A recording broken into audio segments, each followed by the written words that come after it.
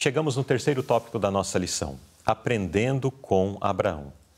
Neste tópico e no seguinte, nós estaremos considerando um pouco da experiência desse homem que nós conhecemos como sendo o pai da fé.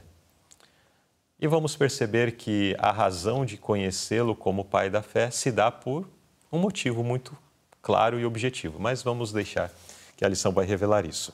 A primeira pergunta: contra que terrível condição espiritual somos solenemente alertados? A pergunta faz referência que esta é uma condição terrível, né? Dizer eu creio, a gente pode dizer. Inclusive, nós somos convidados a dizer no dia do nosso batismo, né? Sim. Por ocasião da profissão de fé, o pastor pergunta para nós, né, o ancião, aquele que está nos batizando, você crê? Aí eu creio, né? Nós damos esse testemunho. E pode existir uma fé morta na vida daquele que crê corretamente, infelizmente. E isso é muito sério. Imagina, eu creio em toda a verdade, mas eu, com essa simples concordância mental, não introduzi a verdade no meu coração de tal forma que a minha vida seja santificada, o meu caráter seja transformado. E isso é muito sério. Isso é muito preocupante. Talvez quantos, né, não estão no lugar certo, na igreja de Deus, se declarando povo de Deus, mas não tendo as obras correspondentes. Isso é terrível mesmo. E nós precisamos, portanto, nos livrar de tudo aquilo que nos impede, né? E assim, tomar cuidado com o coração dividido, né? Que a gente já falou aqui um pouquinho no tópico anterior. Talvez estamos servindo a dois senhores, né? Eu amo a Cristo, mas também amo ao mundo, e se eu amo ao mundo, eu não amo a Cristo de verdade, e eu não estou refletindo sobre isso, né? Nós precisamos crer, diz a nota, né? Na verdade, de forma que a gente cumpra os princípios dela, e porque senão a nossa crença não nos salvará. Exato. Inclusive que faz menção no texto de Tiago de que até mesmo os demônios creem. Sim. E qual é a condição deles? Estão perdidos, né? E não apenas creem, como eles estremecem diante do que creem, né? Mas a condição está de completa perdição. Nós podemos crer, isso pode gerar em nós uma sensação de, como disse aqui, de estremecer, de grande temor, mas pode apenas nos impactar até esse ponto.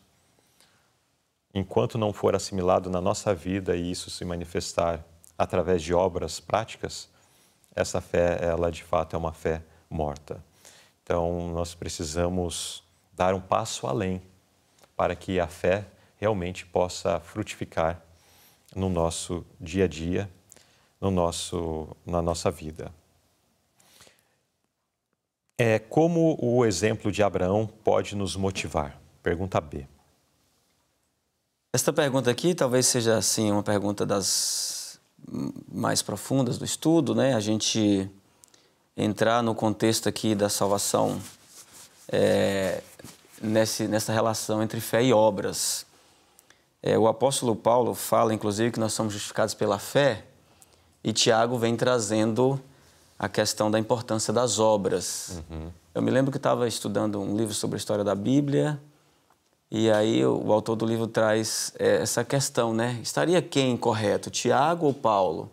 E a comunidade cristã dos primeiros séculos ali, fazendo ali a definição do cânon bíblico, depois compreende que eles dois estão falando da mesma árvore, né? Sim. Do mesmo cristão, onde a fé é a raiz e as obras são os frutos, né, desta árvore.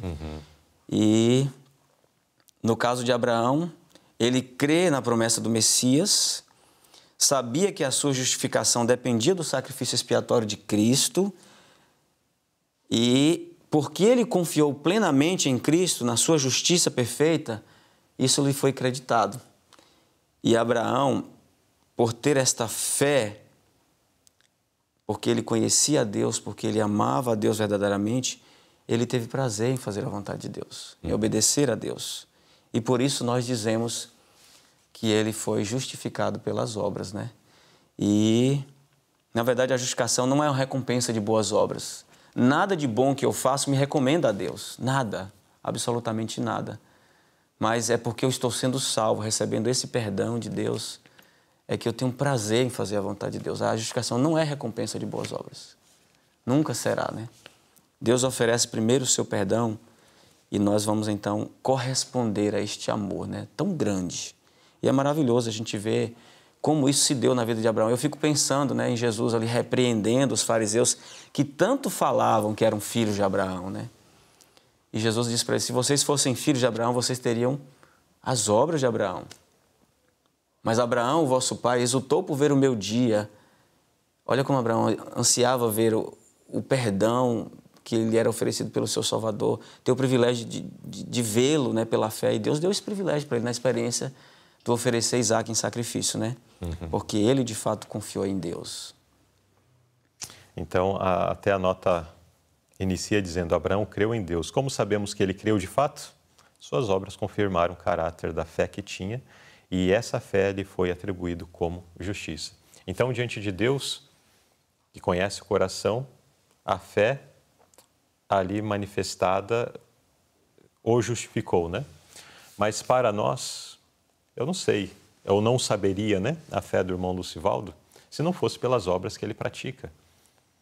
E assim para com todos. Nós sabemos que alguém é ímpio pelo que ele fala, pelo que ele faz. Nós sabemos que alguém é justo e temente a Deus pelo que ele faz, pelo que ele fala. Então, é através disso que se manifesta.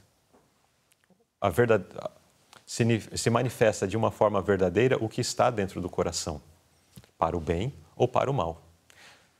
Abraão tinha, né, essa fé verdadeira, portanto, as suas obras foram justas.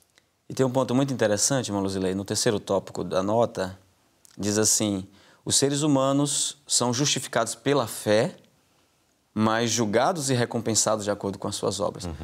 A gente não pode perder isso de vista, né? O perdão de Deus eu recebo porque eu creio na provisão dele para salvar. Mas eu serei julgado também por aquilo que eu escolhi fazer com a vida que eu recebi de Deus, né?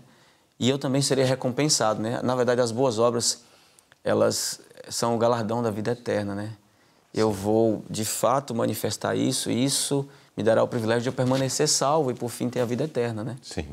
E é maravilhoso a gente entender isso, para que ninguém viva num plano de uma fé que, na verdade, é presunção, como se Deus não esperasse que você correspondesse a esse amor que Ele tem por nós, né?